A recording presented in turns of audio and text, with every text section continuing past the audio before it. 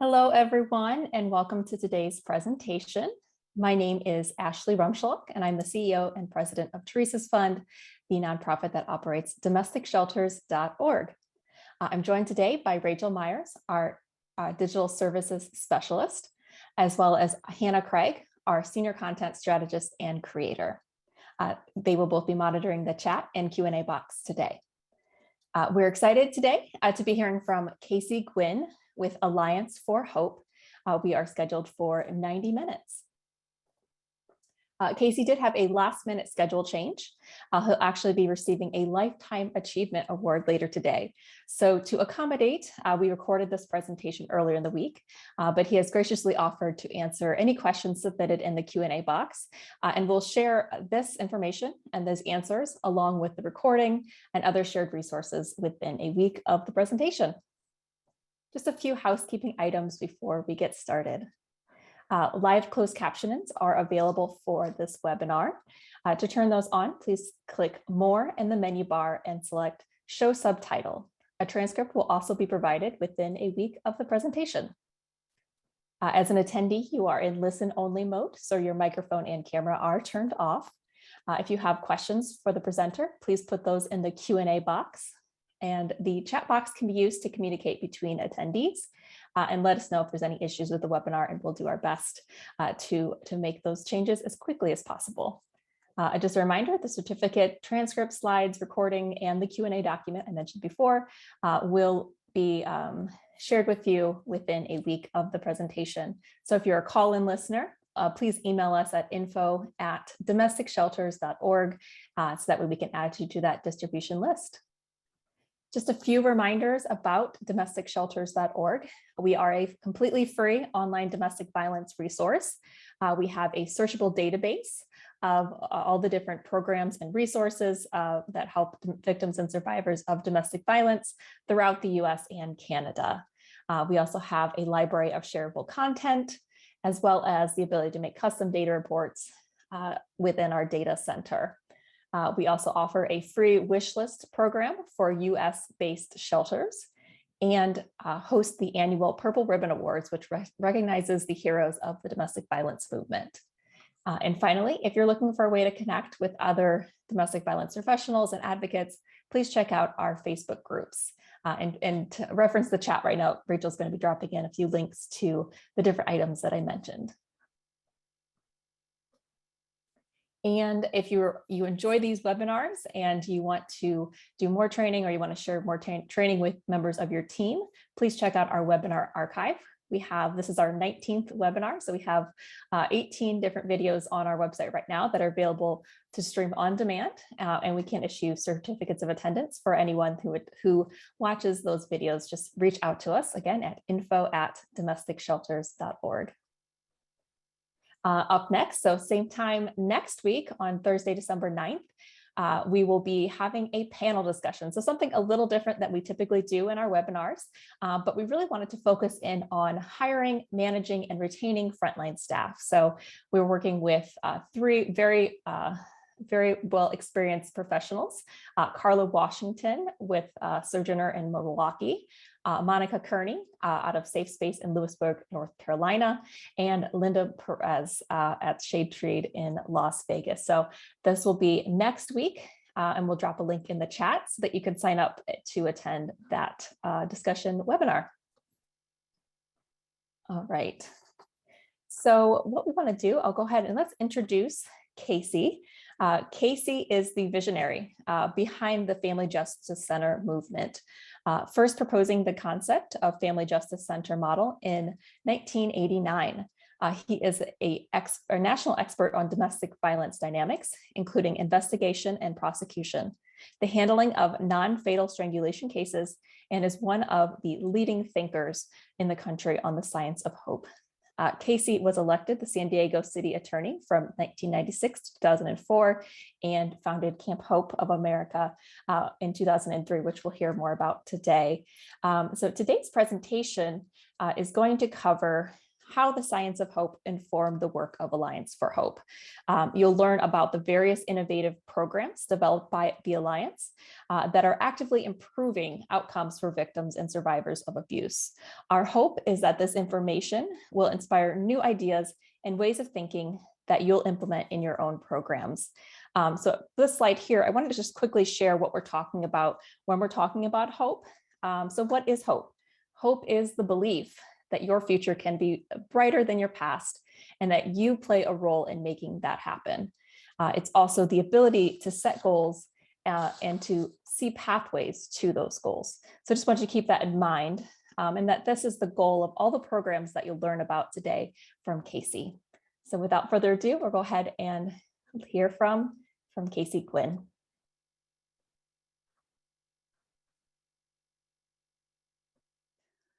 Well, thank you, Casey, for joining us today to talk about the science of hope.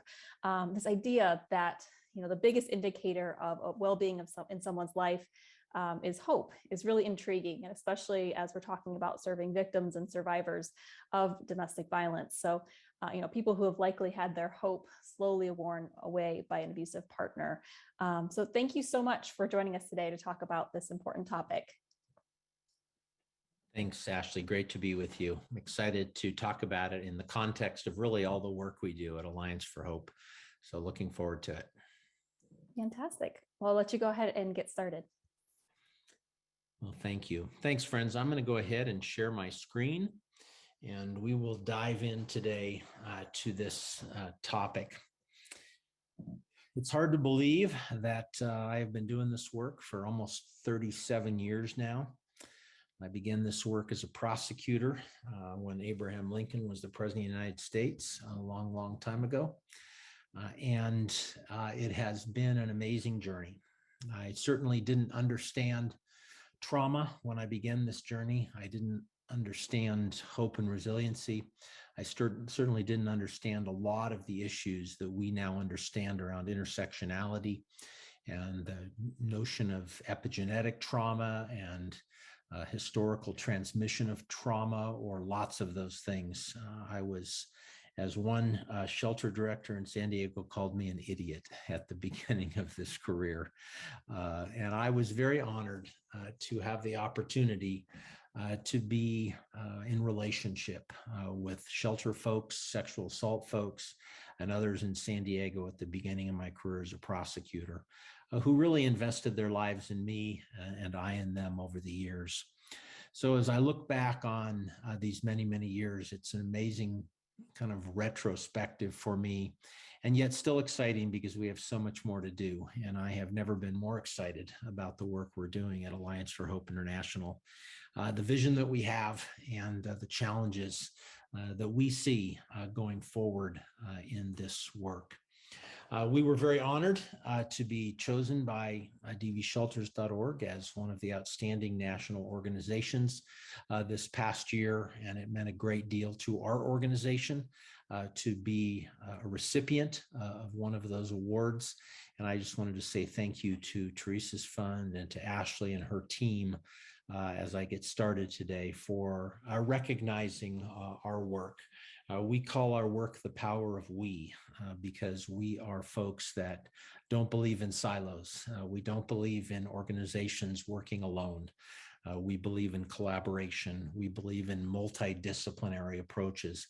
And as I talk about the science of hope today, you'll see how passionately I believe that collaboration is central to the whole concept of hope.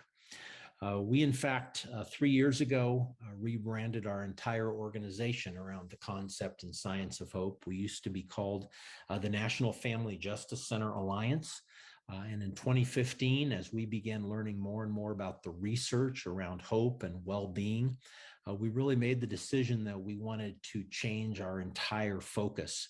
And we made the decision that we were going to start measuring hope in all of our programs at the Alliance, that we were going to start shifting from just talking about being a trauma-informed organization, or what we often refer to as a kind-hearted organization, to becoming a hope-centered organization. So this is our team at Alliance for Hope. We very much believe that it is about all of us on this team and not just about any given person or program. Certainly, Gail Strack, our CEO, and I have been doing this work longer than most folks on our team, but we believe very passionately in the values of our team, which focus on the science. And that team is an acronym that stands for trust, excellence, adaptability, and moxie, the core values of our organization. We also have a national advisory and operating board that really represents kind of the think tank of our organization.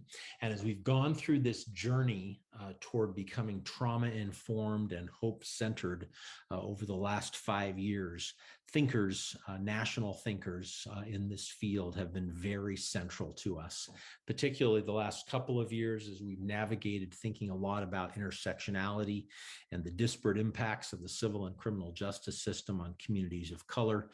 This has been very important for us to have a diverse group of national leaders, from Dr. Oliver Williams from the University of Minnesota to former Judge Ron Adrian in Cleveland, Ohio, to Uju Berry at Columbia University in New York City, to a lot of other folks that have been very central to us. But at the very heart of the work that we do is this vision of what we call a family justice center. The journey for us began in the 1980s when we didn't understand anything about hope. We didn't understand anything about the research behind this. We just felt like we needed to be working in collaboration, in multidisciplinary kind of intervention approaches. And so in 1985, we first started thinking about this. In 89, we proposed the concept of what would it look like if survivors could come one place. Fast forward all these years to today, it is very clear now that when you wrap survivors in safety and support and services and relationship, that you're much more likely to see them increase hope in their lives, the ability to set goals, think about pathways, and go forward in their life. When survivors are siloed and alone, working with one agency, when survivors often have to go from place to place to place to get help, they often lose hope. They lose the ability to both set goals and to see pathways to those goals, because it's such a gauntlet that they have to travel through systems and interventions to find a pathway to hope and healing in their life. But I really want to start with the original Family Justice Center vision, because it was back in the 1980s that we were the first ones to say, we think everybody should be together. We think the notion of our work should be that cops and prosecutors and advocates and therapists, both adult therapists and child therapists, and spiritual care services and community-based volunteers and probation and parole and victim witness professionals, system advocates and community-based advocates, and then professionals from different disciplines, sexual assault, child abuse, domestic violence, should all be coming together. Early on, many of you know, in the 1980s, Ellen Pence was in Duluth talking about coordinated community response. She was talking about ways that disciplines could come together and work together. But we started talking about what would it look like if they actually lived together? What would it look like if we just weren't at a task force meeting every month, but we're actually under the same roof? And we brought together child abuse and sexual assault and domestic violence and elder abuse and human trafficking. That was a vision that took a very long time to be realized. That vision was first proposed in 1989. I wrote a paper. We weren't calling it a Family Justice Center back then. We were calling it the Domestic Violence Justice Center. Then we started doing focus groups with survivors, and they said, we don't want to come any place that's called domestic violence. We don't want to come to a domestic violence center. We don't want to even come to a domestic violence shelter. We want to come to a place that welcomes us, where we're not stigmatized, or we're not shamed, and we're not blamed. And that vision of the notion of supporting families and really trying to come up with a definition of justice began to emerge. So the name Family Justice Center started evolving through those years. And that vision that is represented on that board took a long time to become a reality. 13 years from the time we first proposed it until October 10th of 2002, when that vision became a reality in San Diego, California. I had to become the elected prosecutor. We had to have a lot of people in positions of power that believed in this vision of collaboration. But I start there in talking about the science of hope today, because for us, that was the journey to hope, was getting everybody together. It was realizing that the culture of prosecutors, the culture of law enforcement, the culture of community-based advocates, system-based advocates, all were different. The medical culture was different. The mental health culture was different, but we had to figure out a way to come together. Child abuse folks with domestic violence folks, with sexual assault and human trafficking folks, and elder abuse folks. And that is the foundation of all of our work now at Alliance for Hope International, is this notion of coming together under one roof. But as I get started today, I want to kind of fast forward from that original vision for the Family Justice Center to what our organization has ultimately evolved into today. Because as we began down this road so many years ago, we didn't have much research behind us. Domestic violence shelters didn't have much research behind them. We had some research around child advocacy centers. We had a little bit of research early on about elder abuse, but there wasn't much evidence-based, peer-reviewed academic research out there in the 1980s and early 1990s when we began to evolve. So our organization, even though we started as the collaboration people, we slowly evolved into what is today really 5 major programs. And I'm going to talk about each of them in the context of the science of hope today. The Family Justice Center world, obviously, we've touched on. That's everybody coming together under one roof, everybody figuring out how survivors can come one place for everything they need, knowing that if we offer one place, that survivors actually want that. In 235 focus groups we've done since the mid-1980s, survivors always say, I wish I could go one place for everything that I need. Making that happen, as we've touched on, became very complicated. But now today, it's not just about family justice centers. We've also realized that we have to do an enormous amount of work if we really want to break generational cycles with kids. So we run the largest camping and mentoring program in the United States for children impacted by domestic violence, called Camp Hope America. We're in 25 states. We hope to be in all 50 states within 10 years with a program that gives kids something to look forward to, going to camp in the summer and then being in a mentoring group all year long where they have things to look forward to in their lives, so that they're not simply depending on a parent. They themselves get to set their own goals and figure out their own pathways on who they want to be and how to get there in life.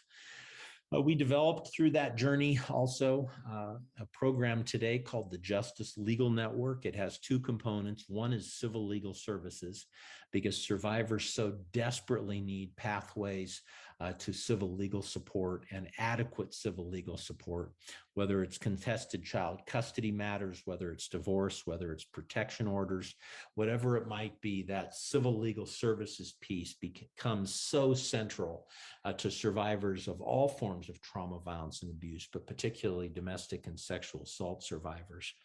And then we have a program today that evolved over all those years as well, called the Training Institute on Strangulation Prevention. We know today that the most robbed survivors of hope are those who have experienced neck compression. In fact, we have published research that says that the lowest hope scores of survivors of domestic and sexual violence are those who have actually been strangled as part of their assaults. I'll talk a little bit more about that as we go, but we've also figured out that the most likely to die are those who have been strangled. The vast majority of women who die in America in domestic violence homicides have been strangled, or what we used to call choked, by their partner before they end up being killed. When they get killed, they're usually shot. So we think it's all about the gun, but it's actually the fact that he goes after their neck that becomes more predictive of the fact that they are later going to be killed by that man. And the majority of all high-risk victims have been strangled. So strangulation and our expertise in strangulation under the leadership of Gail Strack has been an incredibly important piece. And then finally, our last really large program is our Voices Survivor Advocacy Network.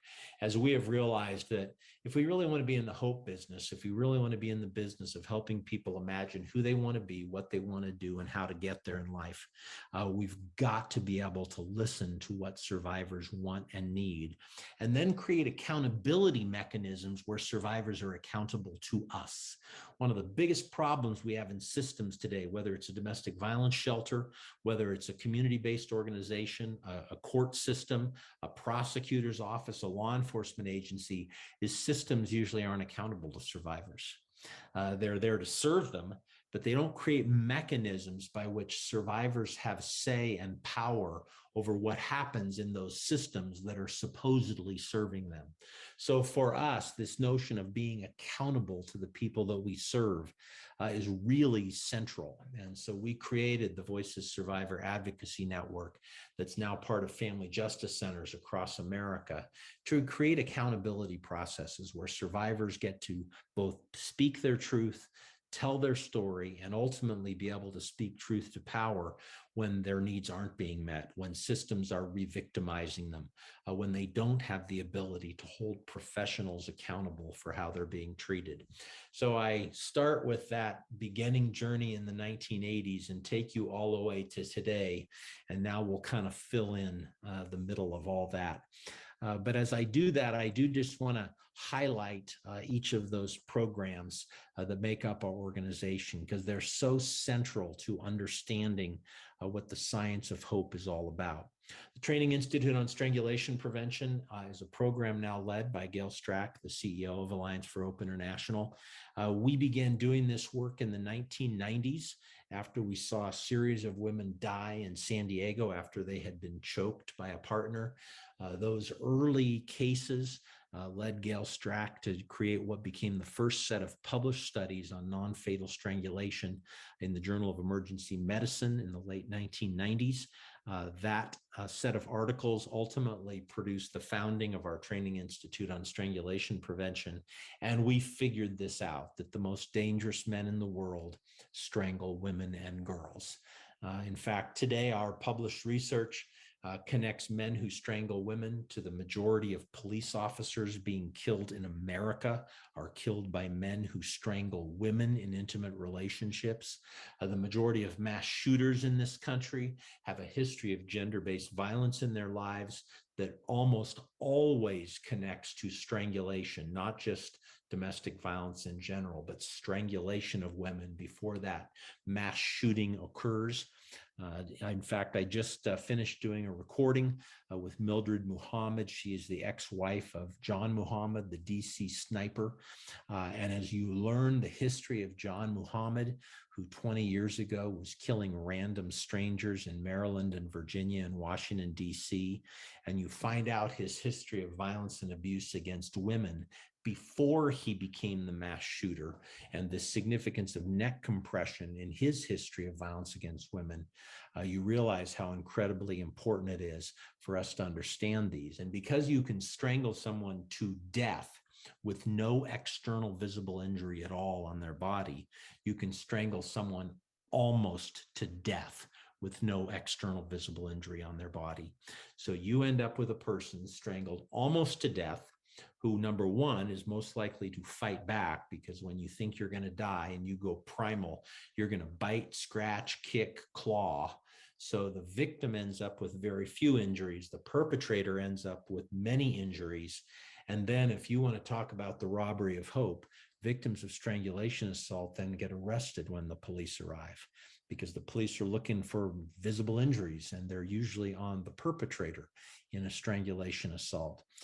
So this Training Institute on Strangulation Prevention is one of the most significant programs at Alliance for Hope International, because we know that when you're taken to within seconds of death by the man who claims to love you, and remember, he's 18 inches from her face so much of the time when he's strangling her. She can't set a goal. She can't imagine her future. She realizes that he literally holds her life in his hands and decides whether she lives or dies at any given moment. The ultimate robbery of hope, the ultimate robbery of the ability to look forward in life. So this program, really central to us. I'll talk a little bit more about it as we go. I mentioned our civil legal services program. It really has two components. One is we're training up brand new lawyers coming out of law school now to not only run their own private practice, what we call solo practitioner practice, but also to do low bono and pro bono work for survivors of domestic and sexual violence. That is a model that's now being replicated. We developed that program in San Diego, got 21 lawyers fresh out of law school in that program, working at Alliance for Hope International to prove the model could work. Not salaried benefited lawyers being paid by a legal aid organization, which is very much inadequate for the needs of legal services in America, but private lawyers paying their own salary by the money they're raising practicing law, but also doing work to help victims of violence and abuse. And then the second component of our Justice Legal Network is called the Justice Project, really the opposite of the Innocence Project. We are obsessed with cases where women, primarily women and girls, are being murdered in America, and it's made to look like a suicide or made to look like an accident. And we get hired at times by families. We take cases pro bono. We're in the middle of a huge pro bono case in Independence, Missouri right now, after the death of Libby Caswell, who's pictured here on the screen. Talk about the robbery of hope in the life of a mother who watched her daughter for 4 years in an abusive relationship, tried to get her out, tried to even bring her into her home to hide her from her abuser. Her abuser would stalk her. Her abuser literally regularly came into the house to get her and drag her out of her mother's house. And ultimately, Libby died in a motel room in 2017, and local law enforcement within hours ruled that she committed suicide, died by suicide by hanging herself in a motel room while her boyfriend was, quote, asleep outside the bathroom where she allegedly hung herself. That case is now almost 5 years old, and we are deep into an advocacy effort to have that case reopened because we believe Libby Caswell was murdered by her boyfriend and the father of her young son. She did not die by suicide. And when we talk about these cases, we're talking about folks who have been so disenfranchised by a criminal justice system that has failed them. And when you talk about the ability to find a pathway forward in life, when your loved one dies and law enforcement has mishandled the investigation, it needs and it cries out for somebody with influence and expertise to step in and say, this is not justice, and we are going to help you find a pathway, not to bring your loved one back to life, but certainly to advocate for the truth to come out about what happened. Voices I've mentioned, our advocacy program, so central today across America. If you want to really be a hope-centered organization, we've got to be elevating the voices of survivors of domestic and sexual violence. And that's what our survivor advocacy program does in family justice centers across America. In fact, we just came out with a new coloring book designed by survivors that we're actually selling on Amazon to make money for our Voices program. Such an inspiring coloring book. All the artwork done by survivors of domestic and sexual violence, all the proceeds are going to benefit their national advocacy effort. And right now, as we speak, as the discussion is going on, from some advocating for decriminalizing domestic violence, from some advocating for trying to use alternatives to the criminal justice system, we are elevating the voices of our survivors to talk about what they want to have happen in the criminal justice system. They don't want police to be defunded. They don't want law enforcement agencies to be shut down or prosecution to stop. They want cops and prosecutors to do better work and to figure out who really is the predominant aggressor and figure out who really should be held accountable for their violence and abuse rather than the re-victimization of survivors. And then finally, the last program I'll touch on here is our Camp Hope America program. In the category of how hope disappears from the lives of kids, I grew up in a home impacted by generations of violence and abuse. I didn't understand how that related to hope in my life, but I grew up angry. I grew up in a family with a father who was bipolar, who himself had grown up in a home with both child abuse and domestic violence. And that journey of growing up in that home gave me a low-grade fever as a kid. I grew up with this kind of anger, and I didn't understand it. I didn't understand why I was angry. I certainly had privilege. I had white male privilege, to be sure, growing up. So I didn't suffer some of the consequences of my anger and rage as a kid that young men of color do. But I will say that I didn't understand what was going on. And I didn't understand our research today that here's hope. Hope is the belief that your future can be better than your past and that you play a role in making it so by the goals you set and the pathways you pursue. And the closest thing to hope in all of our research is anger, rage, and frustration. I was angry because I wanted the world to look like this, but I couldn't control what my father was like. I couldn't control what happened in my home. And so anger, rage, and frustration, which are normal human emotions, was the closest thing to hope in my life too, growing up.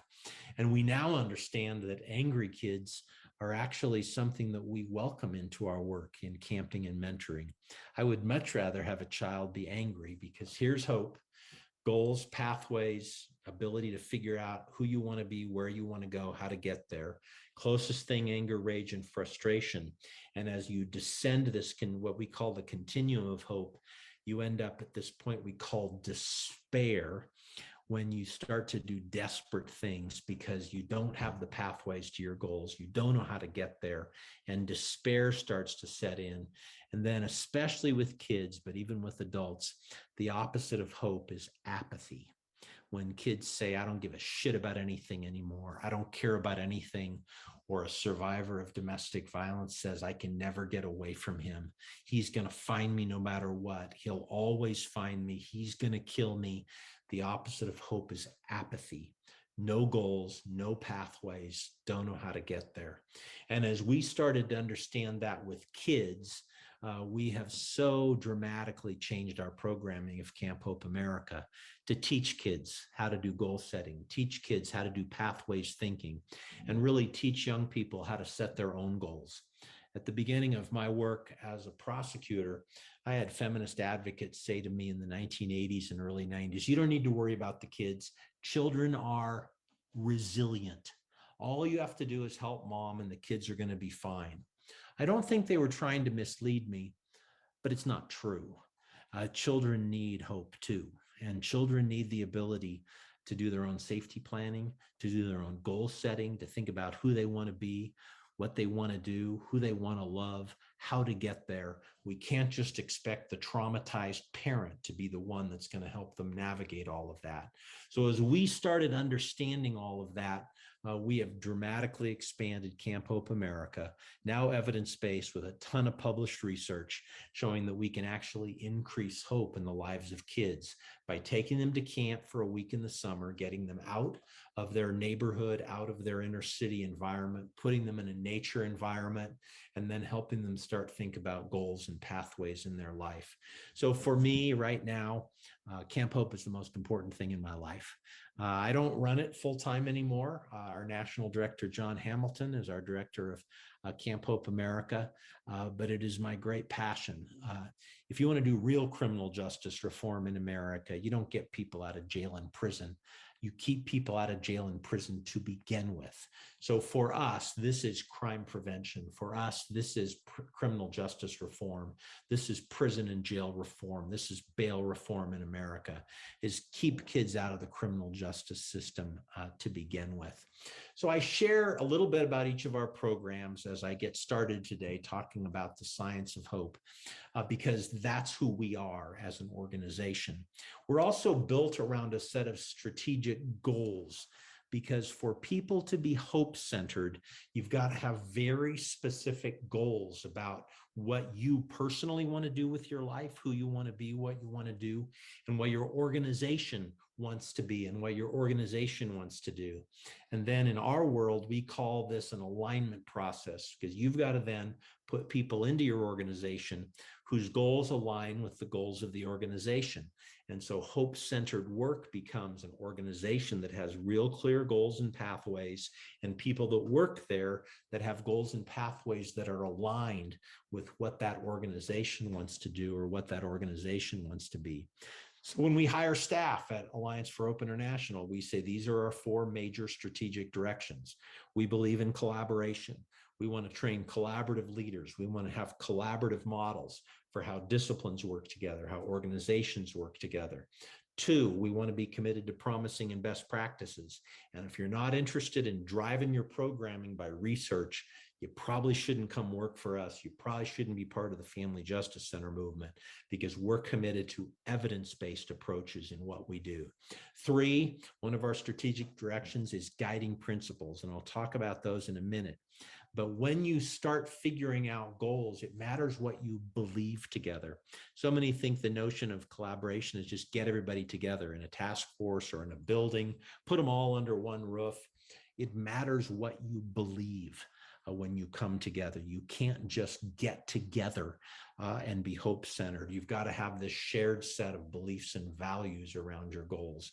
And then finally, as I've mentioned, this fundamental principle that we got to be accountable to survivors. So I just wanted to show you these guiding principles because they're so important to us. We don't use the phrase trauma-informed very often in our organization, primarily because victims don't know what trauma-informed means. And if you want to be accountable to survivors, you need to use a phrase they understand. So we use the phrase kind-heartedness. You know when somebody's being kind to you. Survivors of trauma know when somebody's being kind to them.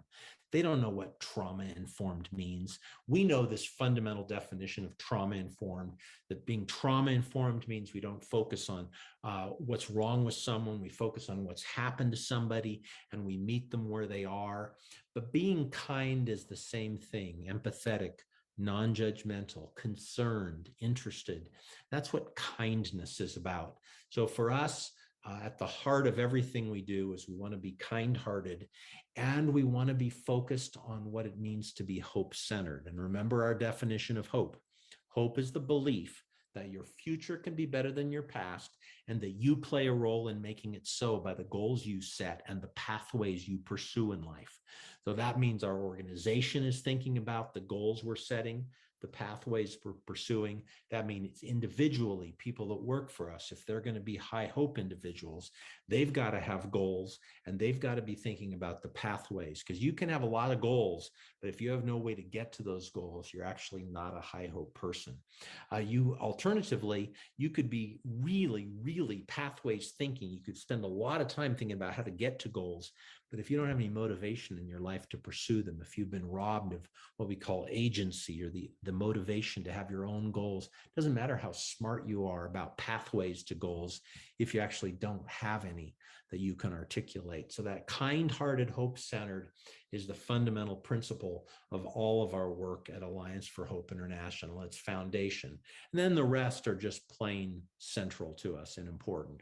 One, we believe in transformative justice and transformative approaches.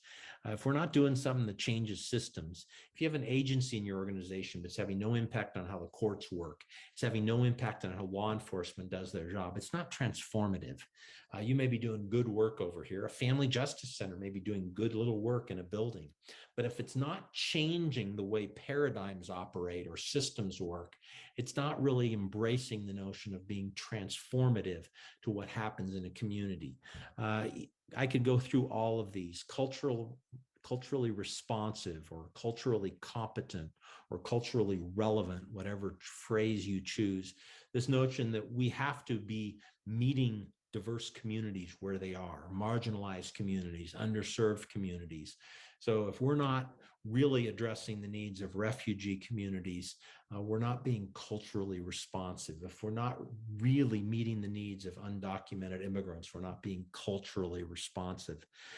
And then, of course, the basic fundamentals of being victim-centered and survivor-driven are very central to us. And you'll see something that we believe in here. We believe in intervention, models that intervene in the middle of people's trauma, but we also believe that intervention and prevention go together. So prevention orientation, lots of people think, well, we either need to be an intervention organization or we need to be a prevention organization trying to get in front of everything. We think you have to do those two things together. You can't go into a classroom and talk about healthy relationships if you're not talking about what's going on with at least a third of that class that's already in unhealthy relationships or unhealthy families. So prevention and intervention go together. Then you'll see one on there, relationship-based. We believe everything that we do in this work has to be based on relationships. If relationships between individuals are unhealthy, if relationships between agencies are dysfunctional, what's the point if we say, hey, all you dysfunctional families in the community, you need to come to us because we're the dysfunctional agencies of the community and we're here to help you. We have to work out our own shit, and we have to work on our own issues, and we have to be honest about our own issues and build our own relationships if we're going to be in a healthy place to be able to help and serve others. So I could spend more time on those. You'll see one that's not in the values of a lot of organizations, and that's offender accountability. There's a big push to kind of decriminalize right now or de-emphasize the criminal justice system. But we as an organization believe to be hope-centered, you've got to talk about those who harm others. And you can't just change names and say, we're not going to talk about abusers or perpetrators or offenders or rapists or batters. We're only going to say harm doers over here. No, there are laws in this country, and people do commit crimes. And people who commit crimes that are found liable for those crimes are actually criminals. And we don't believe in decriminalizing these offenses. What we do about it, how we address it, is a different question. You're never going to arrest or prosecute your way out of gender-based violence in America. That's true.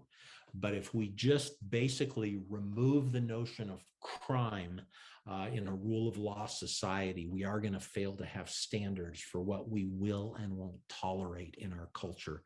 So we believe that our calling does include holding those accountable who commit crimes against others, who harm women and children, who harm members of the LGBTQ community, who harm others in intimate relationships or in family situations. And that is part of our fundamental values.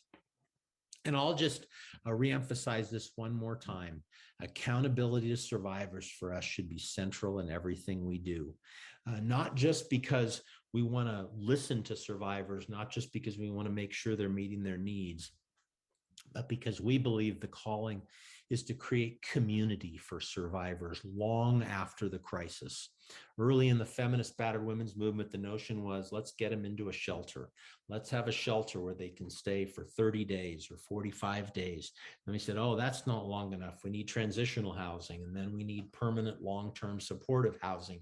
At the end of the day, if you're going to be asking a victim of violence and abuse to leave an abusive situation, an abusive community that she's in with a partner, maybe with kids, we can't just say you need to leave and come get a service or go to a program. We've got to welcome them into another community, a community of respect and caring and love, not for a day or a week or a month, maybe for years. So we believe that part of accountability to survivors is what we call creating community long after the crisis. We have survivors we've been working with for 15 years in San Diego. They're our friends. They're our colleagues. We socialize together. Their kids have been growing up in Camp Hope. I've driven kids to college. I've been at kids' graduations. whose moms we served in the Family Justice Center 15, 20 years ago in San Diego, because we welcomed them not into a service or a program, but into a community that they could belong to long after the crisis. And I mentioned this when I talked about guiding principles, but we believe that part of this journey into really being hope-centered has to be meeting the needs that survivors articulate and then measuring it. And measuring it is about best and promising practices. So when I hear from programs today that are just counting widgets, we serve this many women or this many men or this many people or this many kids, it doesn't mean anything to me. I want to know, did you meet their core needs that produced increases in well-being? And in the science of hope that we have published an enormous amount of research on, the greatest predictor of well-being in trauma survivors is hope. If you can increase hope in someone's life, you increase well-being. We're not in the hope business, we're in the well-being business. But more than grit, more than zeal, more than a lot of other character traits that we've measured and researched, increasing hope in their life, the ability to set goals and pursue pathways to their goals, is what predicts outcomes. So when we talk about best and promising practices, we're talking about the things that they need in their life that are ultimately going to help them address long-term issues. So for us, in the collaborative world that we're in, we're really interested in health services being available, integrated with social services, legal services, behavioral health services. And we're interested in not just having domestic violence over here, or child abuse over here. Kids and adults go together. In all our family justice centers in 43 states, moms, sometimes dads, they don't show up alone. They show up with kids so often. So we've got to figure out those intersections. We can't just say, well, that's the child advocacy center's job over here, and that's the domestic violence shelter's job over here. We've got to integrate. So for us, we're not just looking at outcomes as far as best and promising practices in individual lives. We're also looking at programs that show significant outcomes that really address trauma, that really point survivors toward healing. And healing ultimately has to produce well-being. Well-being is the ultimate measure of trauma recovery in people's lives. So why do we believe family justice centers are so central to Hope Center work? I believe survivors find hope in lots of different ways. They might find hope in their faith community. They may find hope in a community-based domestic violence shelter that they go to for 30 days or 60 days. They may find hope in a mental health program that they're able to access. They may find hope in health services that help them finally get diagnosed for a brain injury they may have suffered. But at the end of the day, we do fundamentally believe that if survivors of trauma have to go from place to place to place and tell their story over and over and over again, you're creating what we call barriers or obstacles to a pathway to hope and healing. So we believe that the notion of services in one place, choice-based survivor center services. If I don't want to talk to the cops, I don't have to talk to the cops. If I don't want to talk to prosecutors, I don't have to talk to prosecutors, but I get to choose the services I want in one place from people who are in relationship with each other, who are there to support me as a team. We believe that's what makes family justice centers so central long-term in the lives of people, because we're trying to create a community where survivors get to belong. And they're not coming into this where the professionals are up here and survivors are down here. They're coming into this where this community is welcoming them in. Much easier to say than to do, but we do believe that's the ultimate goal. So here's what happens traditionally. So many years ago in San Diego, Gail Strack prosecuted an elder abuse case. That is the woman that was abused by her 40-some-year-old son in an abusive situation. That case was very public. It was televised. She prosecuted and successfully convicted the son. And at the end of that case, this amazingly courageous woman said, "So what now? Where do I go now? What do I do? If my son's going to go to jail, if he's going to be held accountable, what happens to me?" And our answer kind of was, well, we don't, we solved your problem, right? We addressed this. And she said, yeah, but I have so many needs, and I need somebody to take me home, and I need somebody to care for me. And we realized that the need simply can't be housing. The need simply can't be arrest. The need simply can't be prosecution. The need simply can't be send her an adult protective services worker. It has to be this complex set of supports that come into the life of a survivor. True in elder abuse, true in trafficking, true in sexual assault, true in child abuse, true in domestic violence. And I will say, early on in our work, our answer was brochures. We just need to get better brochures.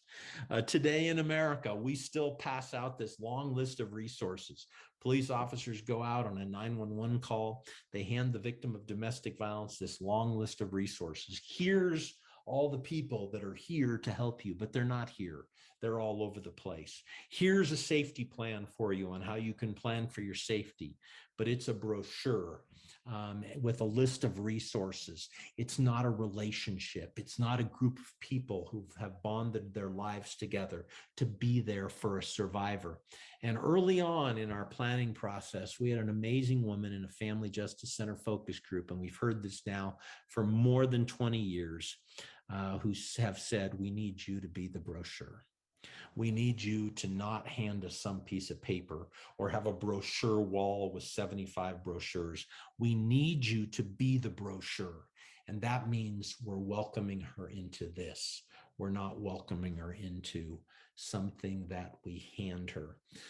So as we talk kind of contextually about this notion, therefore, of how we create a hope-centered world or a community where survivors get to belong, this is what survivors tell us in focus groups.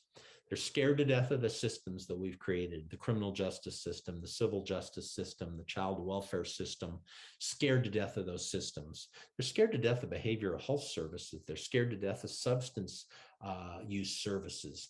They're fearful of systems, and they don't know how our systems work.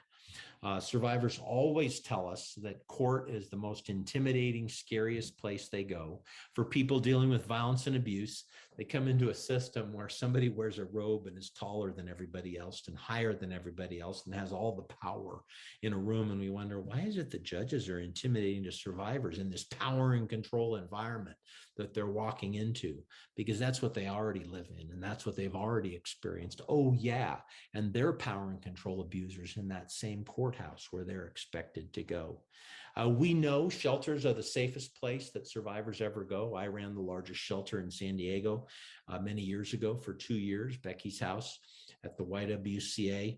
And I would sit talking to survivors in the shelter, and they felt so safe in that shelter, but they can't live their life there. That's not their entire life. And sooner or later, they have to leave that safest place. So the challenge becomes, how do we create a place where they can feel safe when they're not in the shelter? And we know survivors tell us they got to go from place to place to place and tell their story over and over and over again. And we know, as I've touched on, they really do want to be able to go one place. Never had a focus group with survivors where they said, 20 places is great, but if you could send me 25 places, especially on a bus with my 3 kids in tow, that would be great. 25 would be perfect. They always say, I wish I could go one place. So if that's true, that becomes our calling. So I want to step back for a minute now to the beginning of our journey before we understood anything about what it meant to be hope-centered or to focus on how to increase hope in the lives of survivors, by saying, when Ashley Walker, the founder of our Battered Women's Services program in San Diego, who began that program, by the way, in 1977, when Ashley and I first created the San Diego County Task Force on Domestic Violence in 1989. I was a prosecutor. She was a survivor of sexual assault, a leader in the Black community in San Diego. I was white. I had privilege. I certainly had grown up in a home with violence and abuse, but didn't fully understand how that was going to play itself out in my own journey in life at that point. We realized that we had to come together, that we needed the shelter community to come together with the criminal justice system. That was the beginning of the Violence Against Women Act, was the shelter community reaching out to the criminal justice system. Many are rethinking that today and saying there's so many failures in the criminal justice system, we should get rid of it or abolish it, abolish the carceral system in America. I will tell you that that is not a viable solution for the lives of survivors experiencing trauma. There still have to be consequences for those who harm others. And we realized that very early on. What we didn't understand is how to measure it, what we were doing, and how to be sure that what we were doing mattered. But I want to kind of show you this journey here because I think it explains the science behind what I'm going to talk about for the rest of the time today. DV shelters, really the beginning of the modern battered women's movement in the 1960s and 70s. The notion of survivors being able to get away from an abusive situation. So many of those shelters privately funded in the 1960s and 70s. But the notion that we could bring survivors together to support each other, to encourage each other. We now have good research, by the way, that just that notion of peer support among survivors increases hope in their lives. When they can talk about their goals, their heartbreaks, who they want to be, what they want to do, just that very notion is the beginning of survivors finding hope in their life. Then early on, the shelter movement realized that we needed laws. We needed consequences for offenders. We needed laws for survivors to be protected in the workplace, survivors to be protected from their perpetrators in a day-to-day basis with protective orders or restraining orders. Then we realized we needed to start setting standards for what society was going to be doing and how agencies were going to work together, coordinating councils and task forces. The Violence Against Women Act, for all the criticism of it, has been a profoundly significant effort in moving toward hope for survivors. Dramatic drops in domestic violence homicides in America from VAWA, dramatic drops in disparate impacts on communities of color from VAWA. In fact, the largest drop in domestic violence homicides in America in the 1990s was Black men. 75% drop in Black men being murdered in intimate partner homicide. Why was that happening? Because Black women had other options besides killing their abuser. A 45% drop in Black women being murdered in domestic violence homicides in the 1990s after VAWA passed. Why?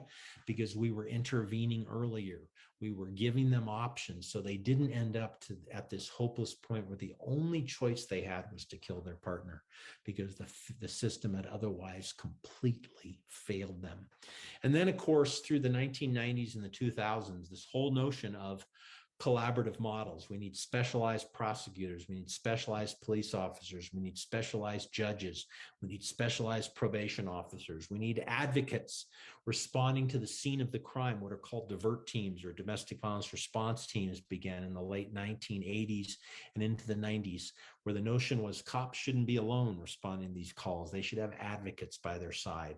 And survivors need to be able to talk to advocates as soon as possible after they've reached out for support and services.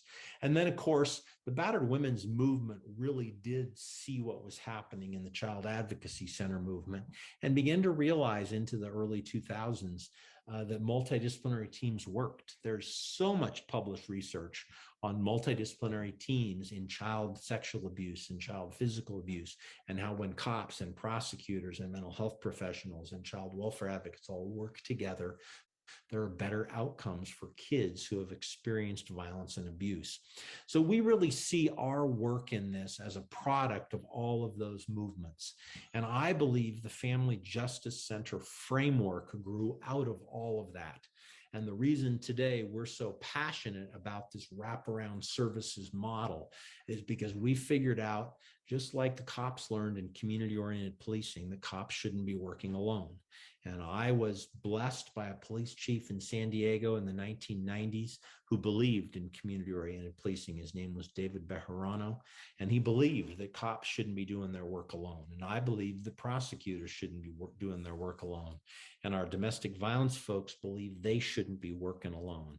And so the coming together of different kinds of disciplines, the vision of reducing the number of places that survivors have to go where nobody's talking to each other and they're over here telling their story, then they're over here telling their story, and these two folks aren't even communicating in any way with each other, was the beginning of the bringing together of everybody.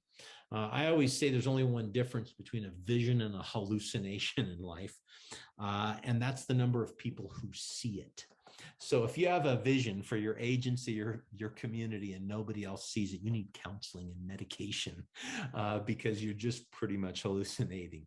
But if a group of people, like Margaret Mead said so long ago, can see the same thing and can bind their lives together, that vision can become a reality.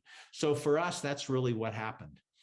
Early on in the 1990s, we started saying, what would it look like? What could we imagine if all the needs of victims were met, if children really were being protected, if offenders were really being held accountable, if we started to see violence start to fade, if we started to see economic justice increase for survivors, if we started to see families breaking generational cycles. And long before we understood the science of hope, we used the phrase where hope is realized. This notion that back in those days, our definition of hope was survivors' ability to be who they wanted to be and do what they wanted to do. We didn't use that scientific definition that we have today, that hope is the belief that your future can be better than your past and that you play a role in making it so by the goals you set and the pathways you pursue. Our notion was that you just need to be able to be who you want to be and do what you want to do in life. That was our definition of hope at the very beginning. And then the notion, of course, of everybody working together. When we opened the San Diego Family Justice Center in October of 2002, it was the first 25 agency collaborative of its kind in the world. Nobody'd ever done it before we did it in San Diego in 2002. Cops, prosecutors, advocates, doctors, nurses, therapists, chaplains, all together under one roof. Our city council came together, our mayor committed to support this, our county officials, our state officials, and this is the vision that produced what is now referred to as kind of hope-centered collaborative services. Cops, prosecutors, mental health professionals, child trauma therapists, adult therapists, services for those in communities with disabilities, early intervention programming, DA victim witness, transportation services, adult sexual assault services, civil legal services, municipal prosecutors, county prosecutors, medical services, forensic doctors and nurses coming together under the same roof, outreach programs into the schools that we referred to as prevention programs, lots of specialized community-based 501c3s working with the LGBTQ community, working with communities of color. Obviously, this notion of we started Camp Hope right at the beginning, thinking what do kids have to look forward to in their lives? And of course, the trafficking piece. That was our vision at the beginning of the Family Justice Center movement in America in 2002 when we opened the San Diego Family Justice Center. And I think what made that magic work was that we had the right leader. Gail Strack was the first director of a family justice center in America. She was the right person for the job. I don't think, I joke to this very day, I don't think I was competent to run a family justice center. I'm an introvert. I don't really enjoy a lot of engaging with people day to day. She had to deal with 25 agencies who didn't work for her. And she had to intertwine their lives and build relationships between them and figure out the cultural differences between all these different disciplines, and then figure out how to draw them all together. And that model of the San Diego Family Justice Center back in 2002, I think has become the paradigm, the gold standard for what a collaboration could be. We weren't measuring hope right at the beginning of the San Diego Family Justice Center, but I am certain that if we had measured hope back then, because we didn't even know then you could measure hope in a person or in an organization. I think we would have seen hope rise in the lives of the professionals working there, and we would have seen hope rise in the collective group, what we now call in our research collective hope. You can measure collective hope. So if I'm an individual and my hope score goes up in my personal life, my ability to set goals and pursue pathways, hope is important for me personally. But if I'm bonded with a group of people and all of our hope scores go up together, we experience something called collective hope, which is more powerful than individual hope. So I think if we had measured it back then, we would have seen it. Homicides, by the way, in San Diego dropped 90%, domestic violence homicides during this journey.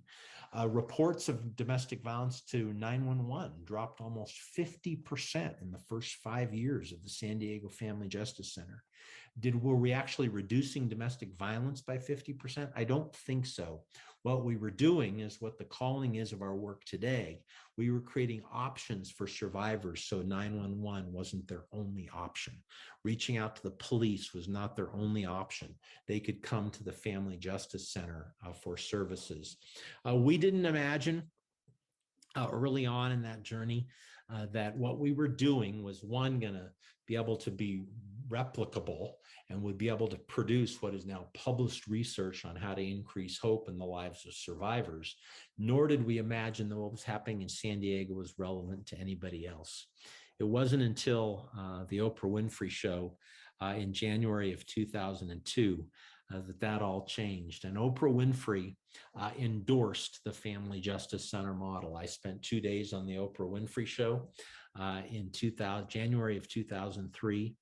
Interestingly enough, that very day, I was on the Oprah Winfrey Show debating a researcher at NYU named Linda Mills, who is still advocating today for the decriminalization of domestic violence in America. And I was saying the answer is not decriminalization, the answer is collaboration. The answer is creating these cultures of hope, these communities of hope for survivors. And Oprah endorsed the Family Justice Center framework. And it was funny, after I was on Oprah, she came into the green room and said, "I just changed the rest of your life." And I kind of laughed. I was in Chicago in January. I was married. I had 3 little kids. My wife and I were very happy in San Diego. And I thought, she didn't change my life. And Oprah said, "No, you didn't hear me. I just changed the rest of your life." And I kind of laughed again. I thought, Chicago, January, But within 2 years, we'd had site visitors from 77 countries come to the San Diego Family Justice Center because Oprah's reach is so powerful and dynamic. And it was not long after the profile of the San Diego Family Justice Center on Oprah that we then experienced the endorsement of President George W. Bush, who created a federal initiative modeled after the San Diego Family Justice Center.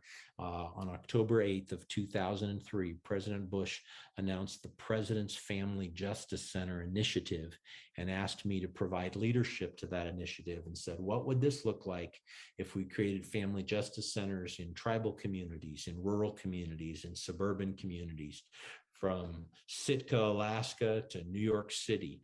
What would that look like? We know what it looks like in San Diego, but what would it look like in other communities across America? And so for us, that really was the launch of this grand experiment of what will this model look like? I wish at the beginning we would have understood that you can measure hope in people's lives, because we should have been measuring hope in the first 15 family justice centers in America. I didn't know back then that hope was measurable, even though at that time, 2003, Rick Snyder, the first hope researcher in the world, was at the University of Kansas measuring hope, developing a validated scale to measure hope in the lives of kids, to measure hope in the lives of adults. I didn't know any of that. So we measured things like how many women were served, how many men were served, how many members of this community or that community were served, how many protection orders, how many cases were prosecuted. Widget counting didn't mean anything. But we began to realize that the collaborative model could work. It was just incredibly difficult to do. So as the Family Justice Center movement evolved and is still evolving to this very day, we started figuring out that the way that you most effectively, in the world of being hope-centered, the way you most effectively do this work is you set goals that are tangible and goals that are measurable. I love this graphic. This is actually from a huge family justice center framework now that exists in Bridgeport, Connecticut. But at the beginning of their journey in Bridgeport, they were a community-based advocacy organization. And then they said, but we want to evolve. We always say dream big, start small when you want to create a collaborative. So they were an advocacy organization that said, first, we're going to bring law enforcement officers and have them live with us. And they did. And then they said, we want to bring in civil legal services and prosecutors and have them live with us in a advocacy, community-based domestic violence shelter. And then we're going to bring in counseling for kids. And then we're going to bring in counseling for adults. And you can see, if you move from the left side of the screen to the right, how that evolves for them. And today they're all the way over at the right end of that with a diverse collaborative that is saving lives and reducing homicides in Bridgeport, Connecticut. And they're measuring hope. And of course, they've now started, excuse me, their Camp Hope America program called Camp Hope Connecticut. And sure enough, we're increasing hope in the lives of kids that have been impacted by domestic violence and child abuse. So I don't have time to do a comprehensive virtual tour of family justice centers, but I do want to mention a couple of things. We went from just a few communities, first San Diego in 2002, to then centers slowly developing across America, and started realizing that different services needed to exist in different centers. Survivors wanted different things in different communities. New Orleans is a perfect example. We couldn't have a huge presence of the police department in New Orleans when Mary Claire Landry started the New Orleans Family Justice Center as a shelter-based center, by the way. She was running Catholic Charities, Crescent House, community-based domestic violence shelter, sexual assault organization. But the police department was really corrupt and dysfunctional. So her evolution to engage law enforcement took longer in New Orleans than it took us in San Diego. We had 24 specialized detectives when we opened the San Diego Family Justice Center. My police chief had 24 detectives he could move right in. New Orleans didn't have that. So every place was a little different in its evolutionary process. But as the movement started to evolve, we realized that hope is more powerful when a group of people are working together, that survivors have more access to more services and therefore greater ability to set goals and figure out how to get where they want in life if services are more easily accessible to them. And if they can go one place for all of them, they're the most accessible to them. And we figured out that we had to create that culture, that it couldn't just be one agency saying, hey, come over here, that we'll give you a brochure, or we'll give you warm handoffs or linkages. We'll send you there for this, there for that, there for this, because that made goal setting and pathways to those goals much more difficult. So the journey into the Family Justice Center world today is best illustrated by just looking at a couple of centers. The New Orleans Family Justice Center, now doing Camp Hope, Louisiana, and measuring hope in the lives of their kids before camp, after camp. And when hope goes up, kids have better outcomes in their life. They're measuring hope in the lives of adult survivors. And when hope goes up, the outcomes in the lives of those survivors are going up. And homicides, by the way, have gone down dramatically. And the New Orleans Family Justice Center, which was created in great poverty right out of Katrina, operates in an old beat up federal post office building. It doesn't take a fancy building. It doesn't take a massively rich community. Mary Claire Landry, this amazing shelter director, created a collaborative family justice center framework with about 15 agencies co-located that is literally serving thousands of adults and kids and measuring outcomes in all of that. The Sojourner Family Peace Center, community-based domestic violence sexual assault agency that morphed into what is now a 20 agency plus collaborative under the leadership of Carmen Petrie. It's a child advocacy center, a family justice center, and a domestic violence shelter, all co-located. And you say, what does that have to do with hope? Well, let me tell you something really interesting. The shelter is not a secret location anymore in Milwaukee. Everybody knows where it is. It's in the Family Peace Center. In fact, that red building with the windows there is the dining room of the domestic violence shelter, 22 apartments co-located in the Child Advocacy Center and Family Justice Center in downtown Milwaukee. And when we did a focus group with those survivors, right after they moved from the original, quote, secret shelter into the Family Peace Center shelter, we had them in a focus group, and I said, tell me what's changed. And they said, we were really worried, because we've been in the secret location and then we were going to this more public location. And I said, but what did that mean for you emotionally? And they said, the shame and the blame have started to disappear. Because now when we come downstairs every day, it's like we're at a spa, one survivor said. I'm being offered Reiki or massage. I'm being offered all these incredible services that the Family Peace Center has. And it's like I'm the guest of honor. I don't know if there's a lot of places in America where survivors would say they feel like the guest of honor every day when they get up in the morning. That's what it feels like at the Family Peace Center. And of course, they are measuring hope in adults and in kids. They've started their Camp Hope program, Camp Hope, Wisconsin. They are measuring hope in adults before they come into the center, after they've received services at the center. And of course, when hope goes up, well-being is increasing in their lives. And when you walk through the Family Peace Center in Milwaukee, it's not old government furniture. It's not a beat up old social services building. It's stunningly beautiful. And Carmen Petrie says, we want our facility to be the statement that survivors deserve the best. If you want to really produce kind-hearted, trauma-informed services, you don't stick survivors in an old beat-up place. You make it beautiful, and you offer them this as theirs, not this, where professionals are up here and victims are down here, but this. Welcome to our community where you belong, and your kids deserve the best. And I will say, as I kind of wrap up my remarks, we can prove it now.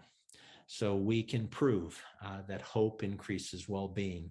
It's not just the 2000 studies that were the basis of our book, Hope Rising, How the Science of Hope Can Change Your Life, but it's actually published research all over America, that we can prove that we can increase hope if we bring services together and if we treat survivors in a kind-hearted and a hope-centered way. And we can increase hope in the lives of kids if we create curriculum where we're literally teaching them how to do goal setting, and we're teaching them about pathways thinking. I used to say to a 10-year-old boy in my office when I was prosecuting cases 25 years ago, you should go to college. And that 10-year-old boy in my office didn't even know what that meant. Dad might be going to jail or prison for a time. He's in a shelter with his mom, and I'm saying you should go to college. It didn't mean anything. He didn't have any pathway to college. He didn't even know what college was. Now, when we talk about college, we tell kids, we're going to take you to a college campus and show you what colleges look like. We're going to give you a tour. And by the way, we take 9, 10-year-olds to college campuses. They don't know what college is. You know what we do on college campuses? We have scavenger hunts with our kids. Scavenger hunts, because we want them to identify college with someplace that's fun. So they go there for a scavenger hunt. And then they come back and say, man, I love UCLA. That was a great place. We did this great game we played on the campus. All we're doing with that young child is helping them realize there are really fun places that as you get older, you can go someday. And when those kids start to get older, then we start to tell them, you can come here and you can become who you want to be and do what you want to do in life. And so for us, all this comes down to, are you measuring it? I believe everybody in America should be measuring hope in the work that they're doing, because hope is most predictive of well-being. 2000 studies, the number one predictor of well-being is the increase of hope in someone's life after trauma. So if you're not increasing hope, you should be doing something different. If you're a shelter, measure hope before and after you provide services. If you're a police department, you should be measuring hope. I don't know why courts don't have to measure anything to prove they work, but courts should be measuring hope and resiliency and well-being and satisfaction of life and subjective safety. qualitative measurements so we know that what we're doing in people's lives is actually increasing the trajectory of their life to overcome trauma. We have a new framework impacts report, all peer-reviewed academic research on the Family Justice Center movement. Far more research, unfortunately, than we have on shelters in America. Far more research than we have on most police departments in America and most prosecutors' offices and courts in America. Everybody should be doing this kind of research, not widget counting, not how many cases did you handle or how many people did you serve, but what were the qualitative outcomes that predicted well-being in the lives of trauma survivors, both adults and kids. And I think the dream should get bigger. I think we should be constantly asking ourselves, who else can we add to our collaboratives? What can make collaboratives more powerful? If a shelter can add a few partner agencies, who do your survivors want to be partners with you the most? If a community-based agency can add partners, who do your survivors want the most? You can see the kinds of partners that are starting to be added in family justice centers across America as we listen to survivors and what they want and what they need. Don't, by the way, neglect spiritual care services. In all of our research on trauma, after a trauma survivor's immediate medical and mental health needs are met, the number 2 need of trauma survivors is spiritual care. And it doesn't matter what they believe. It doesn't matter whether they describe themselves as an atheist or an agnostic. There's a reason there are chaplains programs in every hospital in America, in every military facility in America, in fire departments and police departments, why Ground Zero, the #1 requested service at Ground Zero after 9/11, after medical services and mental health, was spiritual care. So begin to expand your horizon if you want to really think about how to increase hope in people's lives. What do they need? And how are we going to make that more easily accessible to them? Today, we have family justice centers in 43 states and 25 countries, and we are preaching this gospel of being kind-hearted and hope-centered. What does it look like in Mexico with our 40 centers in Mexico? What does it look like in the Middle East with our centers there? We've got a European alliance. Today, we've got centers developing in every province of Canada. We're working in Japan, and we're working in South America, and we're working in East Asia with this notion of how do we bring services together for survivors, because the power of we produces more support, more relationship engagement for survivors, and therefore is more likely to increase hope in their lives, the ability to set goals around who they want to be and what they want to do. Gail and I have written 10 books in the last 10 years. These are 2 of our early books about the Family Justice Center movement.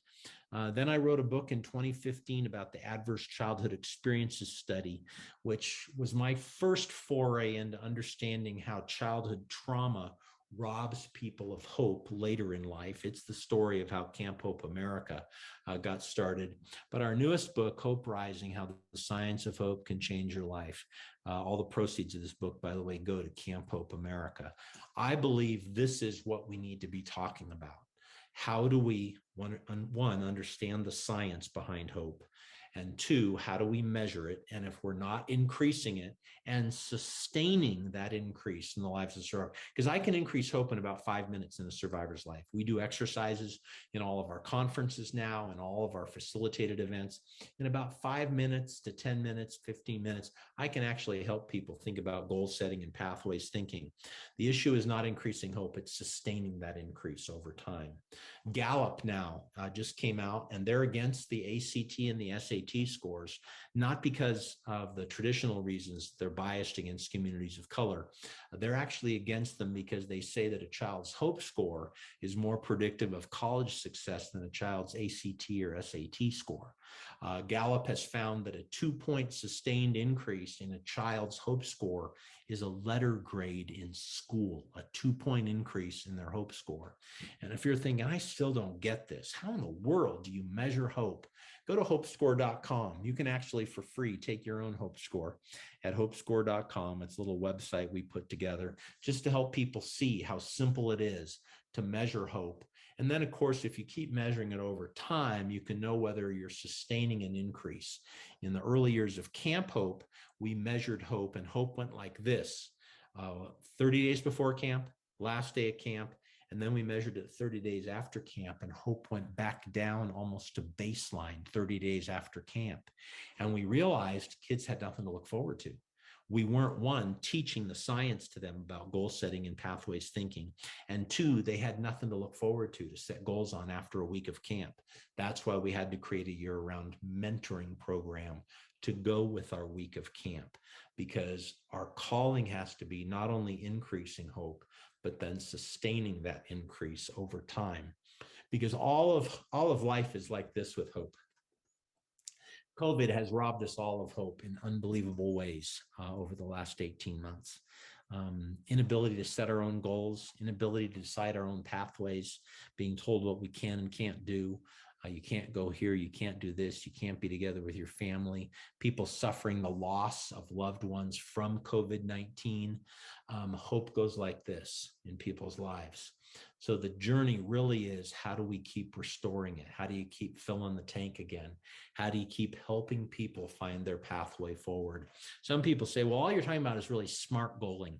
Smart goaling's been around for 20 years. The problem with smart goaling is it doesn't take into account trauma. Trauma robs people of hope. So it's not just goal setting and pathways thinking. It's also meeting people where they are after they've been robbed of hope in life. Because when somebody's in a really dark, bad place, you can't just come along and say, you need to set some goals in your life. That's not the science of hope. You meet people where they are.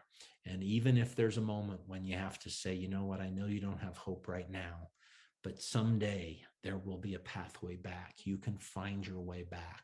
So the calling really is what we refer to as restoring hope to our lives. And I will tell you, we all need it.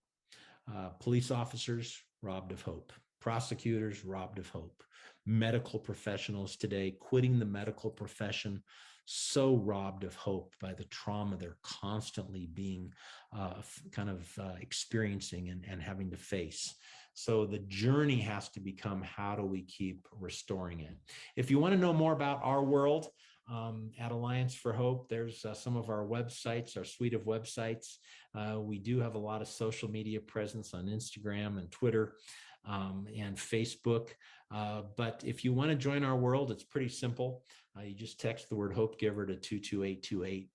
DVShelters.org profiled some of our information, but if you want to know about webinars we do, whether it's on family justice centers or Camp Hope America, and how communities start our camping and mentoring program, or how community-based agencies or law enforcement agencies or government agencies can help start a family justice center, all real easy to get information from us.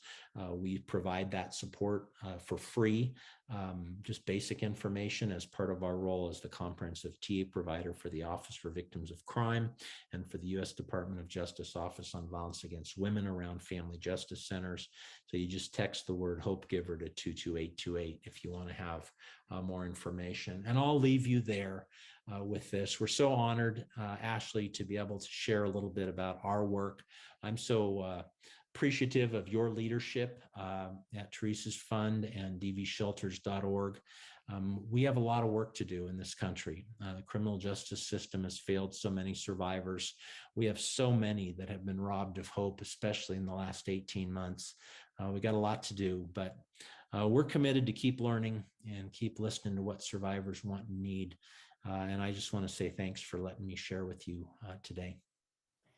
Thank you so much, Casey. That was all really, really important information. And I did not know the evolution of how Alliance for Hope had kind of come together, and this idea that it was all driven by this one word, which is hope. I mean, obviously it's in the name of the organization, but I had no idea that, the science behind each decision that you made stemmed back to just giving people more hope.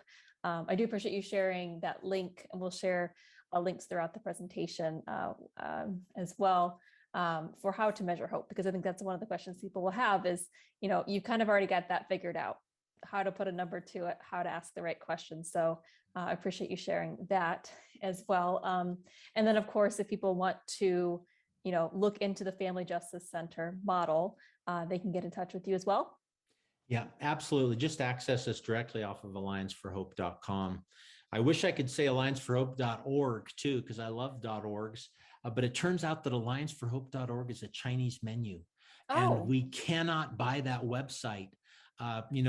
Chinese internet companies take websites and then they put them up for sale, and they won't sell it to us. So we're only allianceforhope.com. We don't get to be a .org for the time being.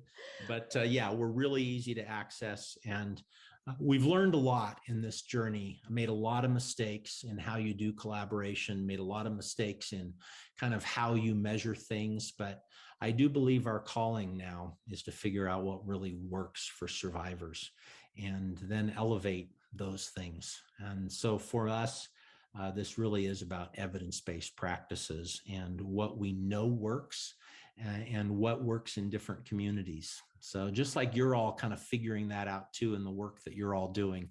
We loved your awards ceremony because we were so inspired by the diversity of the organizations that you profiled. And I guarantee you that every organization you profiled is probably increasing hope in people's lives. They may not yet be measuring it, but I guarantee you that if they're seeing positive outcomes in the lives of adults and kids, they are increasing hope. It's just not necessarily something that everybody yet measures.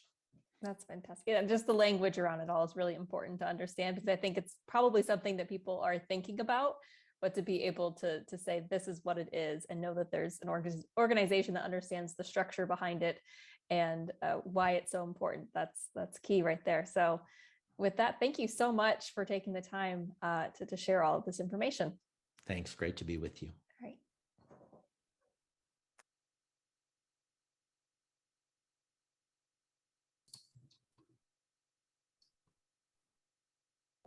All right. So, well, thank you, Casey, for joining us today to talk. I'll go ahead.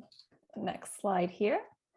All right. So thank you to Casey for that fantastic presentation.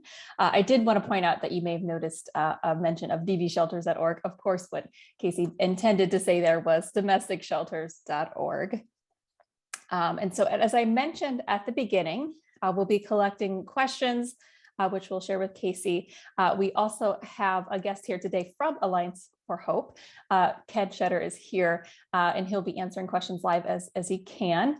So we have actually, we are at the end of our time. So we'll take just a moment here to collect questions. But of course, on the screen is our email address, which is info@domesticshelters.org. If you think of anything after we wrap up that you're not able to get into that Q&A or chat box, please do send us an email there. Like I said, Casey will answer those questions, anything that Ken isn't able to answer for us today. And we will share that with everyone, along with the links that we shared throughout the presentation, a recording, and a certificate of attendance. All right, so we'll just give another 30 seconds. If everyone has to run, that's not a problem. Like I said, we'll share all this information later, but just wanted to give everyone a moment to type in any questions they may have.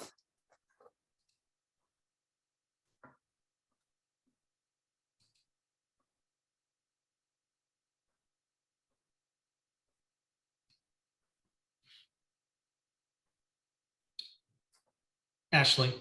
Yes, Ken. We do have the one question here from Elizabeth Parr. And wonderful. Yes, thanks for bringing that to my attention. If you would, do you have an answer you'd like to share right now? Yeah, I do. And Casey may very well have more to say on this. I will say, in my own experience, and in addition to working for the Alliance for Hope, I have been president of One Safe Place in Fort Worth, and we run the One Safe Place Family Justice Center. And we've done a lot of work through the justice system with our survivors, and particularly helping them working on custody issues. And my experience, unfortunately, is that the justice system doesn't specifically do a good job of addressing the needs of survivors who have disabilities.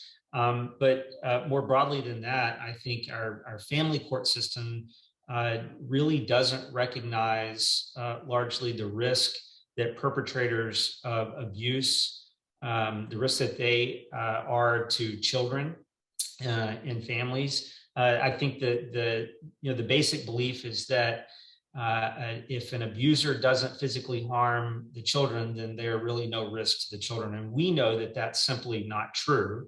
That men who abuse an intimate partner are more likely to abuse children in the future, that children who are exposed to domestic violence in the home are 1,500% more likely to ultimately be victims of abuse or serious neglect. And we also know now that children are seriously harmed just by witnessing abuse. And of course, our justice system doesn't do a good job of addressing that generally. And for women who have disabilities, they have an even higher barrier to getting the justice they deserve, and a higher barrier to getting the appropriate consideration when there are custody or visitation decisions that are being made. So I think one of the things we have to do is we have to do a much better job of educating our lawyers and our judges on the generally on domestic violence, specifically on issues that relate to the risk for child witnesses, and then obviously specifically challenges that women who have disabilities face. And we know that because domestic violence is based on power and control, there are specific issues related to power and control that are much more complicated for women who have disabilities.